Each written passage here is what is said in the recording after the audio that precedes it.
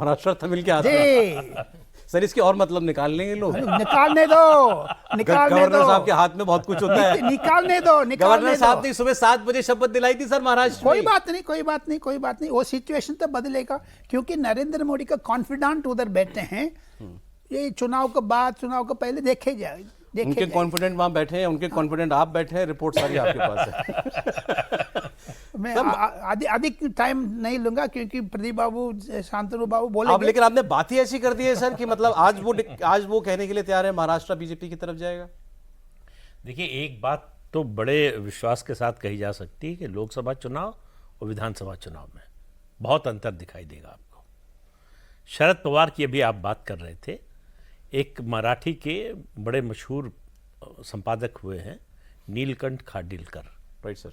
वो अपने एडिटोरियल्स के लिए जाने जाते हैं कि बहुत कड़ा लिखते थे, नवाकाल अखबार था उसके संपादक थे। तो उन्होंने एक उपमा दी थी शरद पवार को, तेल लावलेला पहलवान, मतलब जो तेल चुपड़ा पहलवान है जो किसी की पकड़ भी नहीं आता, पकड़ भी नहीं टूटता जाएगा, फिसल जाता है। पिछड़ जाता। तो ये मिट्टी लगा पहलवान उतरा अमित शाह के रूप में। जो शरद पवार ने सरकार बनवाई उद्धव ठाकरे की, अमित शाह ने गिरवा दिए।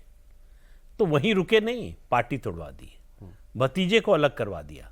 तो देखिए, ये सब जब डेवलपमेंट इतनी तेजी से होते हैं तो उसका इम्पैक्ट आने में समय लगता है। तत्काल उसका फायदा या नुकसान जो भी कहें वो नहीं होता है, उसको सीप इन करने में, नीचे जाने में समय लगता है।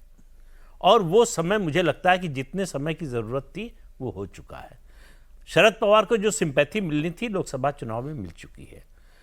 उद्धव ठाकरे को कोई सिंपैथी शिवसैनिकों की नहीं मिल रही है, ये लोकसभा चुनाव ने साबित कर दिया। राइट। शिवसेना के जो कैडर है उसकी राजनीतिक विरासत एकनाथ शिंदे को मिली है, ये लोकसभा चुनाव ने स्टैब्लिश कर ये प्रूवन है। बिल्कुल, रिजल्ट बता रहा है। ठीक है, इसमें कोई ओपिनियन की बात नहीं है कि हम कह रहे हैं या शांतनु कह रहे हैं या जो है कोई और कह रहा है, उससे कोई मतलब नहीं है। बात यह है कि रिजल्ट क्या आया। जहां जहां उद्धव ठाकरे की पार्टी और एकनाथ शिंदे की पार्टी ये लड़ी, वहां स्ट्राइक रेट एकनाथ शिंदे की पार्टी का बेहतर रहा।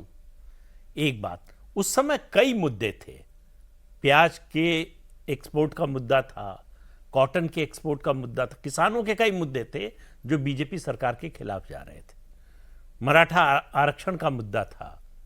तो और ये पार्टियों के टूटने से लोग खुश नहीं थे कि जिस तरह से बीजेपी ने दोनों पार्टियों को तोड़ा, उसको लोगों ने पसंद नहीं किया। और उसके अलावा अजीत पवार का बीजेपी के साथ आना, ये बीजेपी के वर्कर को भी पसंद नहीं आया, समर्थकों को तो नहीं आया। लेकिन वो सब इशू अब जो है सेटल हो चुका है।